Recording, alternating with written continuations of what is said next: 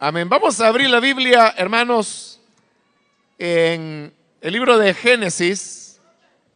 Nos encontramos todavía en el capítulo número 1 y en esta ocasión vamos a completar la parte que queda pendiente todavía de este primer capítulo. El libro de Génesis, capítulo 1, versículo 29 en adelante, que nos dice: y dijo Dios, he aquí que os he dado toda planta que da semilla, que está sobre toda la tierra, y todo árbol en que hay fruto y que da semilla, os serán para comer. Y a toda bestia de la tierra y a todas las aves de los cielos, y a todo lo que se arrastra sobre la tierra, en que hay vida, toda planta verde le será para comer. Y fue así. Y vio Dios todo lo que había hecho, y he aquí que era bueno en gran manera. Y fue la tarde y la mañana, el día sexto. Seguimos adelante con el relato del libro de Génesis sobre la creación y cómo una vez la creación estuvo finalizada, Dios quiso tener con él, llamémosle así, un ayudador, y es como él crea al hombre y a la mujer para que fuesen ellos los encargados de sojuzgar la tierra, los animales y todo lo que conformaba la creación. La semana anterior le expliqué que esa palabra sojuzgar significa controlar o administrar de una manera sabia. Pero hoy estaba examinando un poco más despacio eso de las palabras griegas, y efectivamente la idea principal es esa, la de tener bajo control.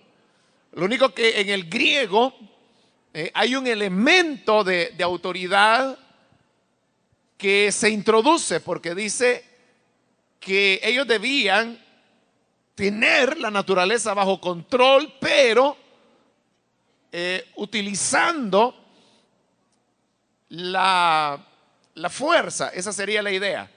Es decir, que es un controlar, pero actuando con autoridad.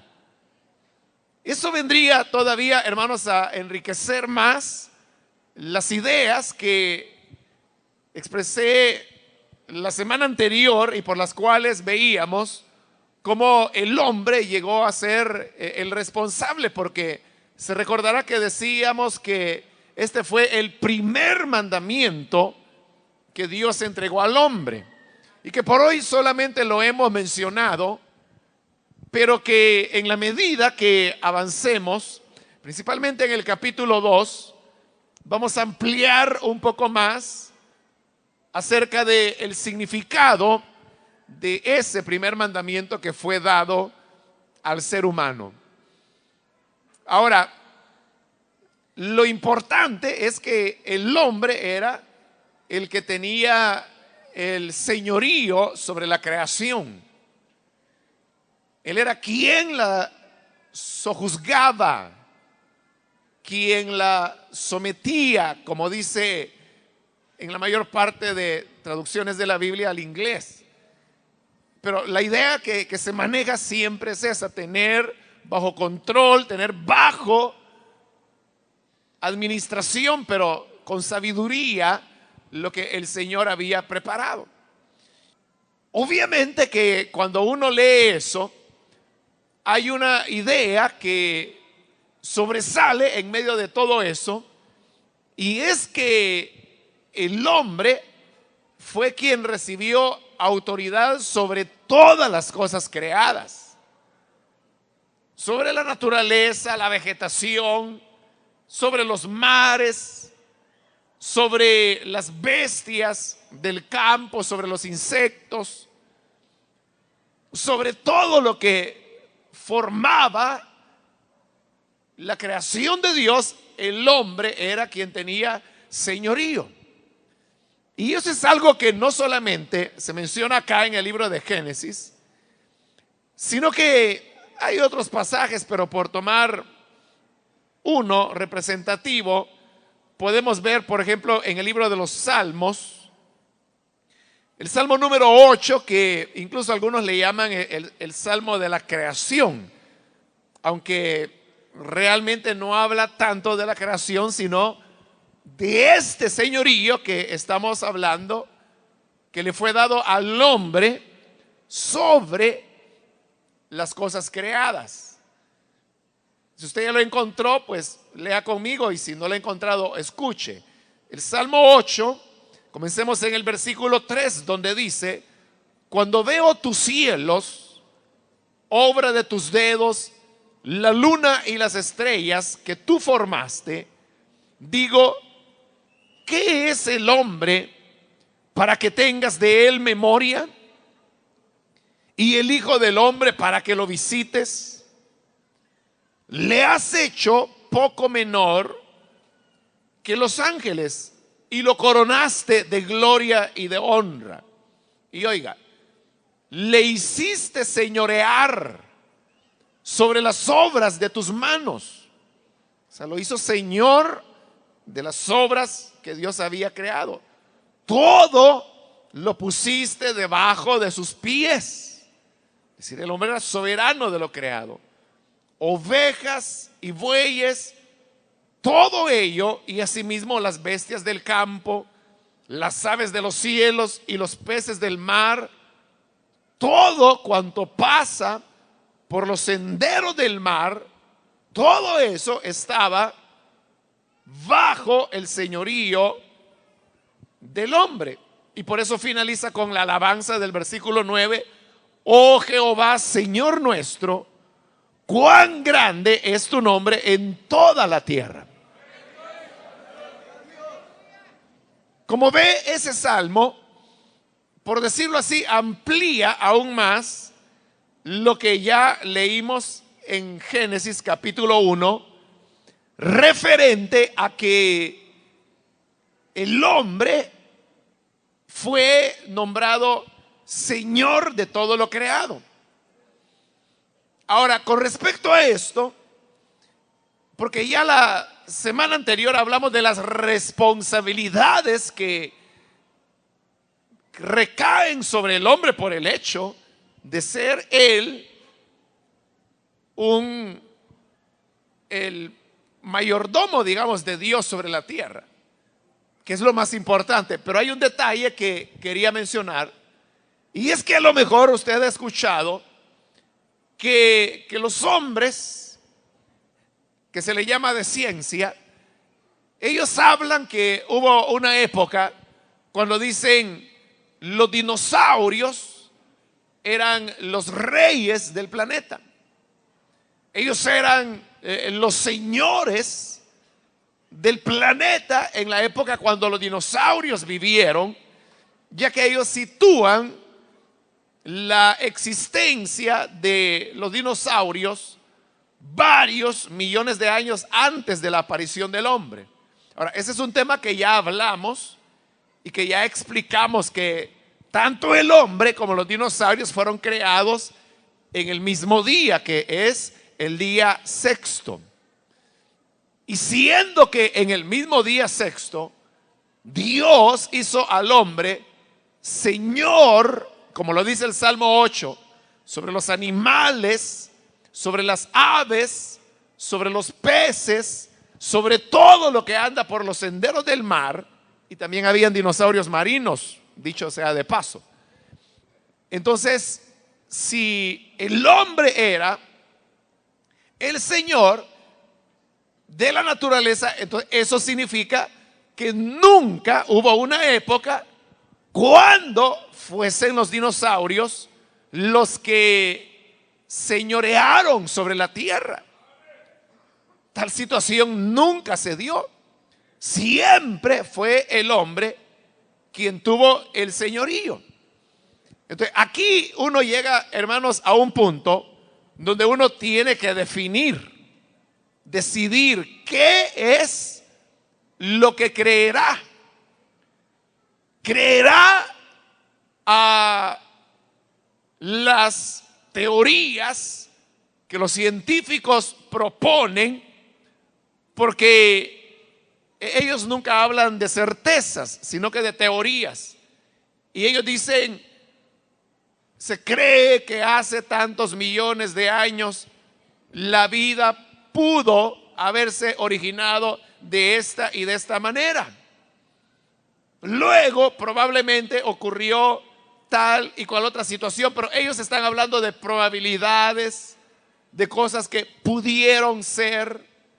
Y dentro de esas cosas que pudieron ser, ellos dicen, bueno, los dinosaurios vivieron antes que el hombre, millones de años antes, y los dinosaurios fueron los señores del planeta, los que reinaban por ser los depredadores que en esa época existían sobre el planeta. Usted puede creer eso. Y la otra opción sería creer lo que la Biblia dice. Y lo que la Biblia dice es que el Señor colocó al hombre sobre las obras de sus manos. Y dentro de esas obras de las manos de Dios, obviamente iban también los dinosaurios como los demás reptiles, como iban los tigres, las panteras y otros animales que son tan depredadores como pudieron serlo en su momento los dinosaurios. Entonces, por eso le digo, usted tiene que escoger.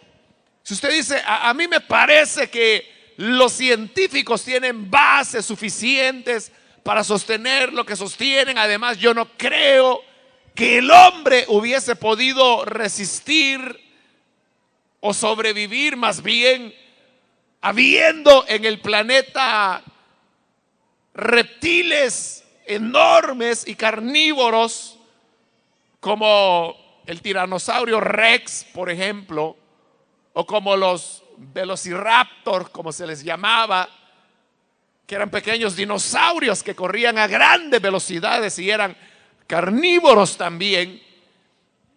Entonces, está bien si usted no cree que el hombre pudo vivir al lado de estos dinosaurios, pues usted está en su derecho de creer lo que quiera creer, pero eso sí, usted no puede llamarse ya más cristiano, porque está negando la revelación de Dios dada no solo en Génesis, sino como lo acabamos de ver en los Salmos. Y yo dije que eso era solo un ejemplo de muchos pasajes que podrían ser tomados. Ahora, si nos decimos cristianos y creemos que la Biblia es la palabra de Dios y creemos que ella es inerrable, es decir, que no contiene error, usted tiene que desechar las teorías de los hombres para recibir la palabra de Dios, la cual nosotros sabemos es verdadera. El hombre fue más bien el Señor de la tierra. Recuerde, en esta época todavía el pecado no había sido introducido, y por la misma razón las condiciones que se vivían eran muy diferentes, como lo veremos en buena parte en el siguiente capítulo, que es el capítulo 2. Pero el hecho es que el hombre vivió al lado de estos grandes reptiles, y aun cuando hoy en día el hombre piensa eso, que el hombre no pudo haber resistido a vivir en un mismo planeta, existiendo animales depredadores como eran los dinosaurios. Pero si nosotros no conociéramos, por ejemplo, o hubiera correspondido más bien a una época en el pasado que allá en una isla de la parte más oriental de Indonesia, que se llama Komodo, que ahí existe un dinosaurio sobreviviente aún que se le llama precisamente el dragón de Komodo, y que algunos de ellos es como una lagartija gigante que puede llegar a tener hasta 4 metros de largo. Y son carnívoros. Y no solo carnívoros, sino que además de eso, su mordida resulta ser letal para el ser humano. No porque el dragón en sí sea venenoso o venenosa su mordida, sino porque su boca la tiene tan llena de bacterias y de virus a causa de que es carnívoro y también devora carroña. Una mordida de esas es fatal para el ser humano. Por otro lado, tienen una gran habilidad, como las lagartijas, usted sabe, tienen una agilidad tremenda, y esas son unas lagartijas solo que gigantes, ¿no? Y por otro lado, la fuerza de su cola es también comparable al golpe que el cocodrilo puede dar con su cola, que en algún caso puede matar a una vaca, a un ser humano, con un golpe que le dé con su cola. Ese es el dragón de Komodo. Ahora, si usted dice, bueno, hay una isla que se llama Komodo y que está infectada de este tipo de dragones, y que son así, que son carnívoros, son ágiles, muerden, atacan, uno diría, bueno, en esa isla la vida humana no sería posible, porque estos dragones terminarían por destruir el tipo de vida humana, porque el hombre sería incapaz de enfrentar a semejantes dragones, ¿no? Digo dragón porque es el nombre que reciben, no dragón en el sentido mitológico que a veces se interpreta, ¿no? Pero el hecho real es que ahí en la isla de Komodo conviven el dragón de Komodo y los seres humanos. Y estos seres humanos que viven ahí viven en condiciones muy precarias. Prácticamente están viviendo como tribus de la selva. Y lo único que ellos hacen es que construyen sus casas sobre pivotes de madera que a veces pueden tener 1 metro o 1,5 metros de altura, y sobre esa altura ellos construyen sus casas, porque de esa manera evitan que los dragones vayan a entrar en sus viviendas, y así es como ellos pueden vivir tranquilos dentro de su casa. Y cuando ellos salen para caminar por la selva, ellos ya saben cuáles son los lugares donde pueden encontrar al dragón, cómo evitarlo. Saben respetar el territorio de ellos, de tal manera que conviven, aunque son animales muy peligrosos. Algunos zoólogos que se han ido allá a estudiar al dragón de Komodo, como ellos tienen que acercarse para estudiarlo, ellos utilizan una especie de una malla hecha de acero que les cubre los brazos, las piernas, el pecho, el abdomen, porque están expuestos a una mordida de estos animales o a un ataque. Pero al utilizar este tipo de protección, ellos logran sobrevivir a un ataque que pudieran tener de uno de estos dragones. Eso yo solo se lo pongo como un ejemplo de cómo un animal que es carnívoro, que es grande, que es fuerte, que ataca y que puede, por ejemplo, yo no sé si hay cabras en esa isla, pero si las hubiera, pudiera matar a una cabra de un colazo y luego se la comen. Y lo mismo pudieran hacer con un ser humano. Pero eso no ha significado la extinción de la vida humana en esa isla, sino que ambos conviven, porque el hombre tiene una ventaja muy grande, y es que Dios le ha dado la capacidad del razonamiento, y eso no lo tuvo, no lo tiene el dragón de Komodo, tampoco lo tuvo el tiranosaurio Rex, mucho menos lo tuvieron los velociraptors, que eran dinosaurios todavía mucho más pequeños y por lo tanto su capacidad cerebral era mucho más pequeña. Igual hoy hay depredadores muy veloces, muy fieros, como el tigre, como el puma, como la chita, por ejemplo, que se considera es el mamífero más veloz que hay en el planeta. Que si un hombre sale corriendo, hermano, la chita lo alcanzaría en 3 zancadas. Porque pueden correr a velocidades de 90, de 100 kilómetros por hora. ¿Y qué hombre corre eso? Los hombres que corren más rápido van como a 30, 40 kilómetros por hora. Están perdidos delante de una chita, pero ¿la chita ha logrado extinguir al ser humano? No, porque siguen siendo animales. Pero el hombre, que ha sido creado a imagen y semejanza de Dios, tiene la capacidad de razonar, y ese raciocinio es el que le ha permitido sobrevivir hasta el día de hoy, a pesar de todos los peligros que le amenazaron en algún tiempo, y también porque el propósito de Dios no era con los animales, sino que lo es con los seres humanos. Así que si usted decide creer al evangelio, olvídese entonces que hubo una época de los dinosaurios. Fíjese que solo ese nombre, tiranosaurio rex, lo que significa es el tiranosaurio rey. Eso es lo que significa. Porque era el carnívoro más grande, el más, no el más veloz, pero era el más agresivo, por decirlo así. Por eso le han puesto el tiranosaurio rey. Pero él nunca fue rey. El verdadero rey de la creación tampoco es el león. Es el ser humano creado a imagen y semejanza de Dios. Pero bien, aquí nos estamos adelantando un poco, porque estamos hablando ya de las condiciones del mundo cuando el pecado había entrado.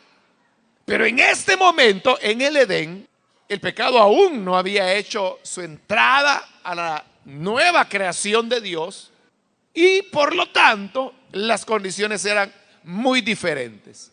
Solo quería yo resaltar ese aspecto del señorío del hombre.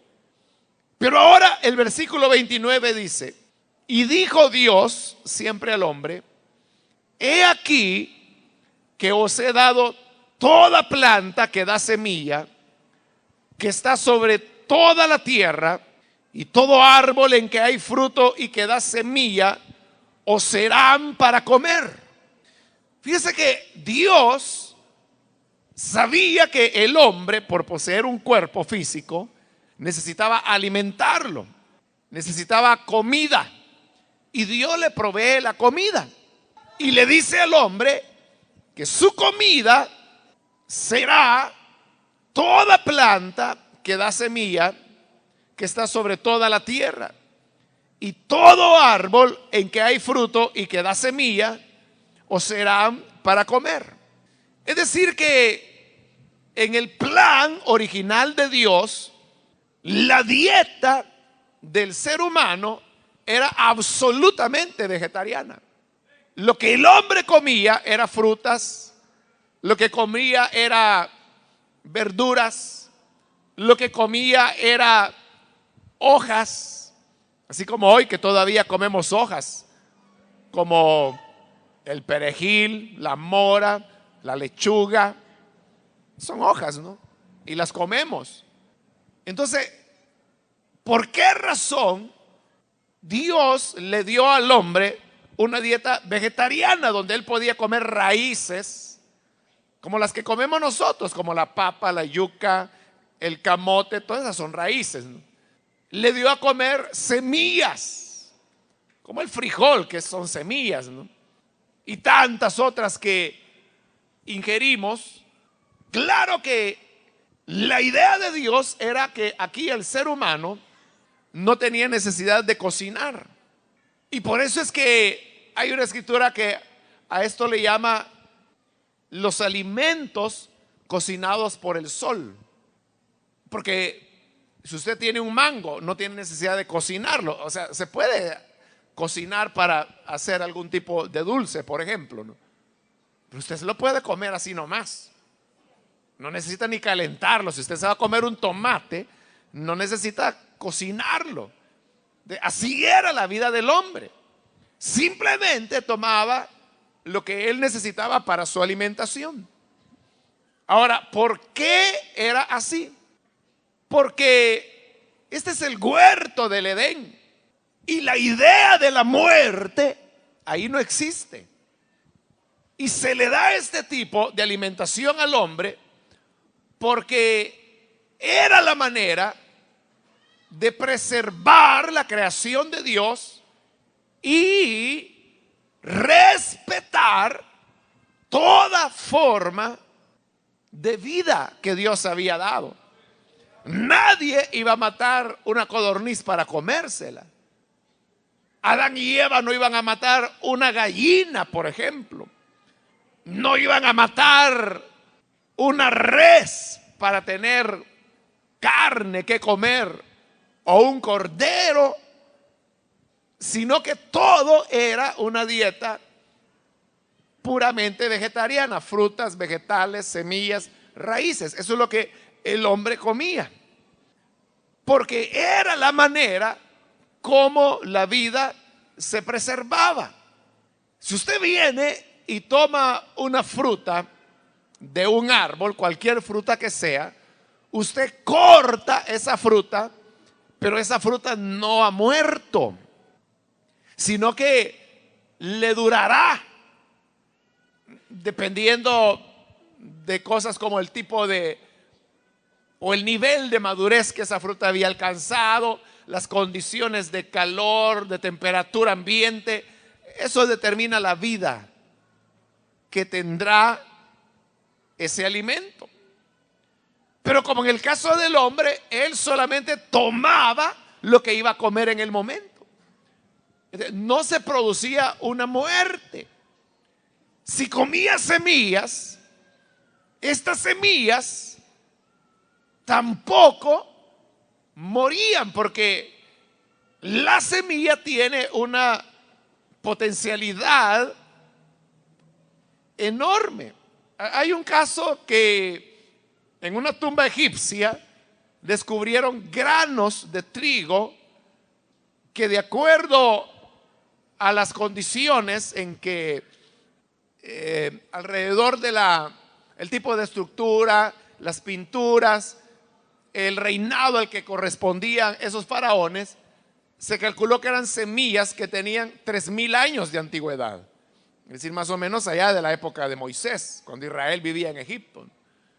Pero el hecho es que cuando tomaron algunas de estas semillas y las sembraron, germinaron y produjeron plantas de trigo. Y entonces ahí es donde los hombres de ciencia pudieron conocer cómo era el trigo hace 3000 años, que no ha cambiado mucho, pero sí había algunas diferencias. Pero note cómo es entonces el poder o la capacidad que tiene una semilla de conservar la vida después de 3000 años. Claro, ese es un caso extremo, si usted quiere, o insólito, pero que es real, que se dio.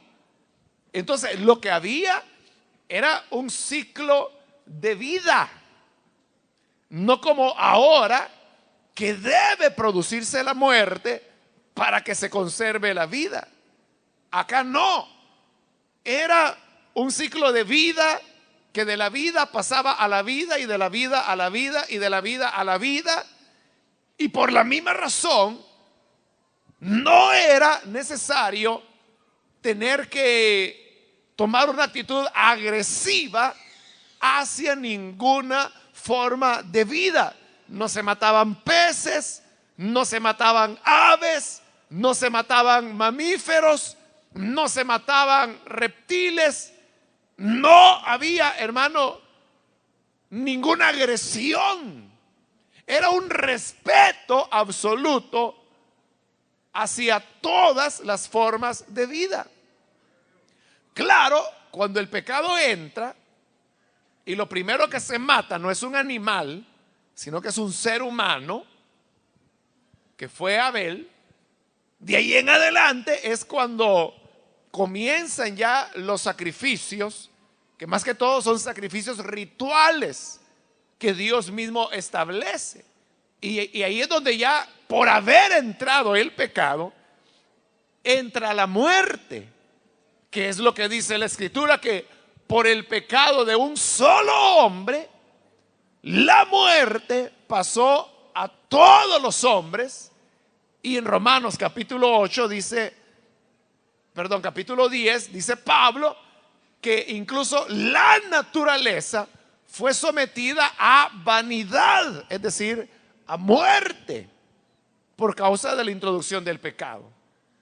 De tal manera que veremos, después del capítulo 9 de Génesis, que es donde se relata el diluvio, cómo al finalizar el diluvio, Dios autoriza al hombre para que de ahí en adelante él pueda comer carne.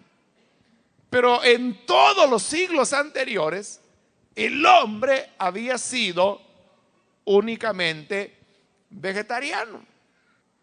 Entonces, el pecado, hermanos, es el que ha venido a echar a perder las cosas, y en la manera en que nosotros comemos es algo en lo que nuestra vitalidad se va perdiendo.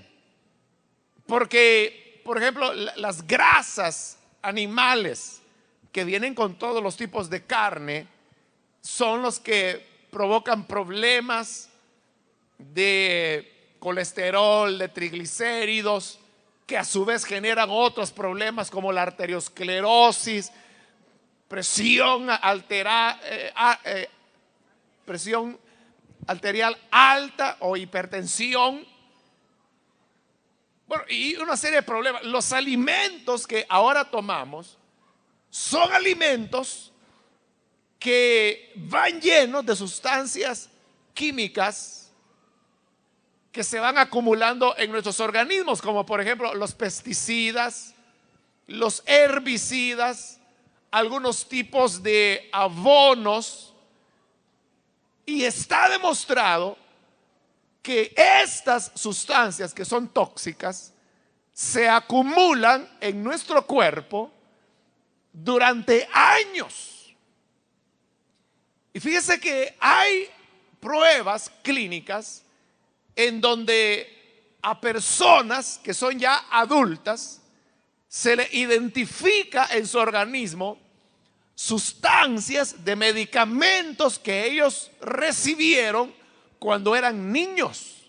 Y eso pudo haber sido 25 años atrás, 30 años atrás, pero el cuerpo continúa todavía sosteniendo ese tipo de sustancias que son tóxicas.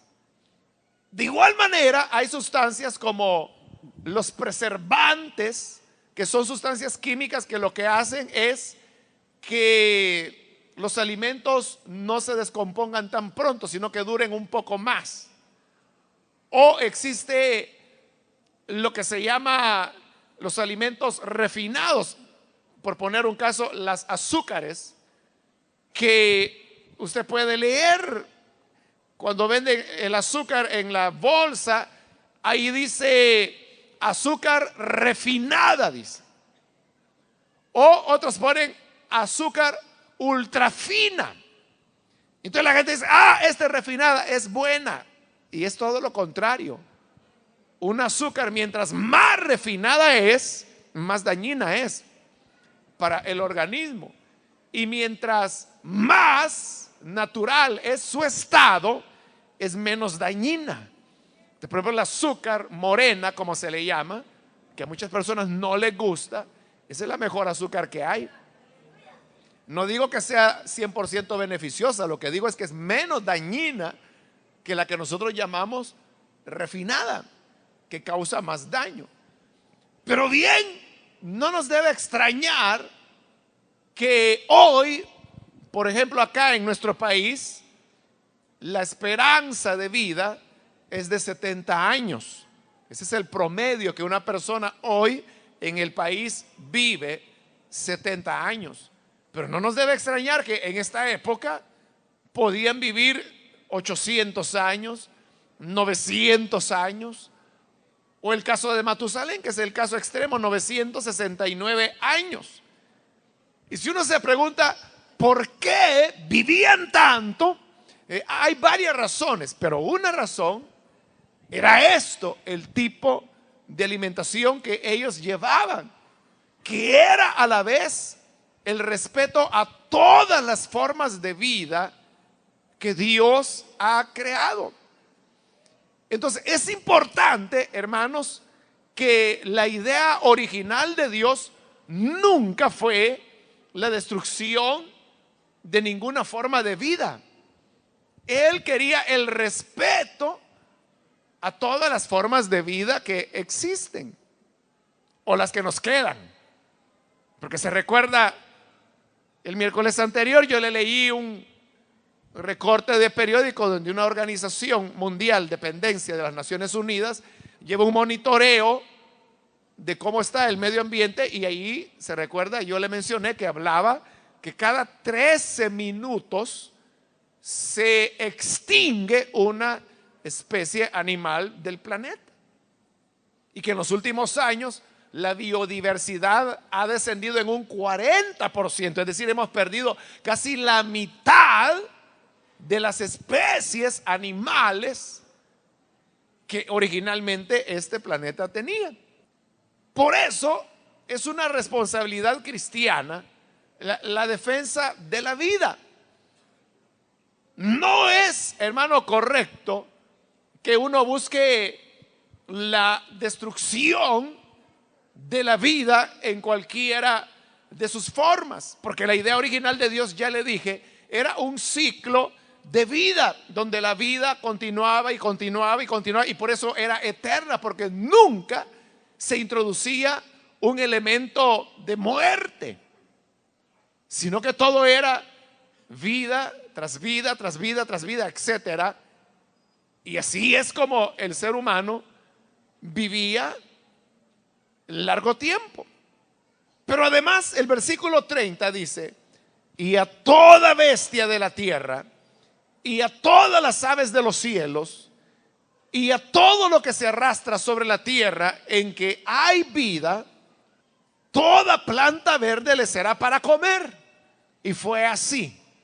Es decir, que no solamente el hombre se alimentaba con una dieta vegetariana, sino que las bestias de la tierra, las aves de los cielos, también toda planta verde les había sido dada para alimentación. Es decir, que los animales eran herbívoros.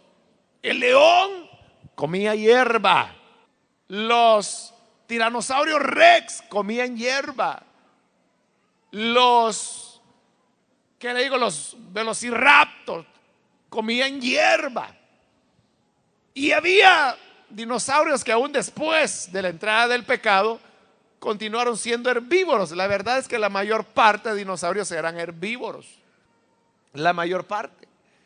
Pero aquí era una cuestión en que todos eran herbívoros. El puma comía hierba, el tigre comía hierba. Es decir, que nadie hacía daño a nadie, sino que era únicamente ese proceso de la vida. Por eso, hermanos, nosotros tenemos que recordar que un principio de Dios es el respeto a toda forma de vida. A veces, hermano, hace unos días, no sé si usted vio en el periódico, que en algún lugar, no recuerdo dónde, encontraron un oso hormiguero y que le habían dado unos machetazos, le habían dado golpes de corvo y estaba herido. Entonces lo recogieron, lo llevaron a una clínica veterinaria y en el momento en que dieron la noticia estaba bajo tratamiento. Y aparte de eso, se trataba de un oso hormiguero hembra que dio a luz estando ahí en la veterinaria. Entonces, la idea era que una vez la madre se recuperara, los van a soltar en uno de los pocos bosques que todavía quedan en nuestro país. Pero yo pensaba esto. Mire, el oso hormiguero lo único que hace es comer hormigas. No le causa ningún daño ni a la agricultura. No va a morder a un ser humano, porque no puede, si es lo que come es hormigas. Recuerda que tiene una lengua larga y eso la mete en el hormiguero, atrapa las hormigas y eso es lo que él come. Pero entonces, si no le hace daño a nadie, si no daña los cultivos, si nunca va a atacar a un ser humano, ¿por qué lo machetean? Como que si fuera obligación que al ver cualquier animal hay que matarlo. O como en el caso de las serpientes, que en nuestro país no hay serpiente a la que se le perdone la vida, hermano. Y eso que en nuestro país la inmensa cantidad de las pocas especies que quedan de serpientes no son venenosas. Pero la gente ve una serpiente y hay que seguirle, hay que cortarle la cabeza, dale. Como que si es obligación hacerlo. O que ve un tacuacín y dice, ay, en la noche lo voy a ir a traer. Pero como cristianos, mire, yo estoy de acuerdo que una familia campesina, por ejemplo, que tienen posibilidades económicas muy pocas, porque usted sabe que en nuestro país hay cientos de miles de familias que su ingreso es de menos de $1 al día como grupo familiar. ¿Cómo van a comer con eso? Ahora, en esa condición, si uno de los niños de esa familia va y ve una palomita y le tira con una hondilla, está bien. Pero está bien porque el valor del hombre está por arriba de la vida animal. Porque no fue hecho el hombre por causa de los animales, sino el animal por causa del hombre. Pero si se trata de diversión, de deporte o de maldad, usted como cristiano recuerde que el propósito de Dios siempre fue, porque le digo, nunca Dios cambió la orden, que se respetara las formas de vida que todavía quedan en el planeta, que ya no son muchas. En el versículo 31, y vio Dios todo lo que había hecho, porque hoy sí ya está todo hecho, y he aquí que era bueno en gran manera. Es interesante que en los 5 días anteriores de la creación dice que Dios vio que era bueno, y el segundo día vio que era bueno, y el tercer día vio que era bueno, y el cuarto día vio que era bueno, y el quinto día vio que era bueno. Pero solamente en el sexto día dice que vio que era en gran manera bueno. ¿Por qué ahora era en gran manera bueno y no antes? Porque ahora había sido creado el ser humano. Y recuerde que hemos venido explicando que lo que Dios hacía era bueno en el sentido que se preparaba el terreno o el escenario, digamos, donde el ser humano sería colocado. Ahora el ser humano ya ha sido colocado, funciona, el ciclo de la vida se puede perpetuar eternamente, porque ese era el designio de Dios en ese momento. Y por la misma razón, todo resulta ser en gran manera bueno. Ahora, este hecho, que al finalizar el día, Dios hace una revisión y lo examina y dice, bueno, como Él es Dios, siempre le sale bueno todo. Pero eso nos deja una enseñanza. Y es que al final de cada uno de nuestros días, nosotros también deberíamos, imitando a Dios, hacer un balance de lo que hicimos durante el día y saber si lo que hicimos fue bueno, si fue en gran manera bueno, si fue más o menos o fue malo. Pero si Dios mismo evaluaba lo que Él había hecho, ¿cuánto más no debemos hacerlo nosotros cuando terminamos cada día de nuestra vida? Y dice la parte final del versículo 31, y fue la tarde y la mañana el día sexto. Ya hemos explicado en otras ocasiones que al decir fue la tarde y la mañana, ahí está hablando claramente que se trataba de días de 24 horas.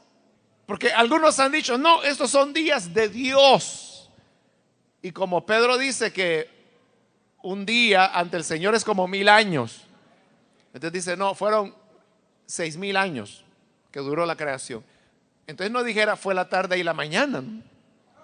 Que era la manera como los judíos, bueno, aquí no los judíos porque todavía no habían aparecido, pero Dios medía el día, comenzando a las 6 de la tarde, de 6 de la tarde a 6 de la tarde del siguiente día.